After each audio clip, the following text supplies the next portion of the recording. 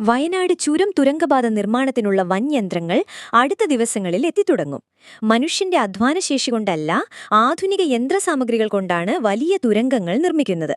തുരങ്കപാത അഥവാ ടണൽ ഉണ്ടാക്കാൻ ഉപയോഗിക്കുന്ന ഡ്രില്ലർ മെഷീനുകൾ സാധാരണയായി ടണൽ ബോറിംഗ് മെഷീൻ എന്നാണ് അറിയപ്പെടുന്നത്.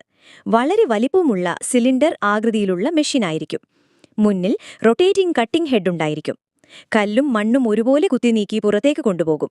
വലിയ റോഡ്, റെയില്, മെട്രോ, ജലപാത തുരങ്കങ്ങൾ എന്നിവയ്ക്ക് TBM ആണ് ഉപയോഗിക്കുന്നത്. TBM ഉപയോഗിക്കുന്നതുകൊണ്ട് വേഗത്തിൽ, സുരക്ഷിതമായി, കുറച്ചു മനുഷ്യശ്രമത്തിൽ തന്നെ തുരങ്കങ്ങൾ നിർമ്മിക്കാം. വിവിധതരം ഡ്രില്ലർ മെഷീനുകൾ തുരങ്ക നിർമ്മാണത്തിന് ഉപയോഗിക്കും. ഹാർഡ് റോക്ക് TBM കല്ലും ഗ്രാനൈറ്റ് പോലുള്ള കടുപ്പമുള്ള പാറകൾക്ക്.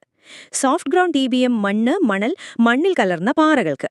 സ്ലറി ഷീൽഡ് TBM വെള്ളം കൂടിയ സോഫ്റ്റ് മണ്ണിന്. എർത്ത് പ്രഷർ ബാലൻസ് TBM മണ്ണിടിഞ്ഞു വീഴാതിരിക്കാൻ സമ്മർദ്ദം പിടിച്ചുവെക്കുന്ന രീതിയിൽ. ഒരേ സമയം ഡ്രില്ലിങ്ങും മണ്ണ് പുറത്തെടുക്കലും കോൺക്രീറ്റ് ലൈൻ ചെയ്യലും നടത്തും. 6 മീറ്റർ മുതൽ 19 മീറ്റർ വരെ വ്യാസമുള്ള തുരങ്കം ഉണ്ടാക്കാൻ കഴിയും. ലോകത്തിലെ ഏറ്റവും വലിയ TBMകൾക്ക് 100 മീറ്റർ വരെ നീളമുണ്ടായിരിക്കും.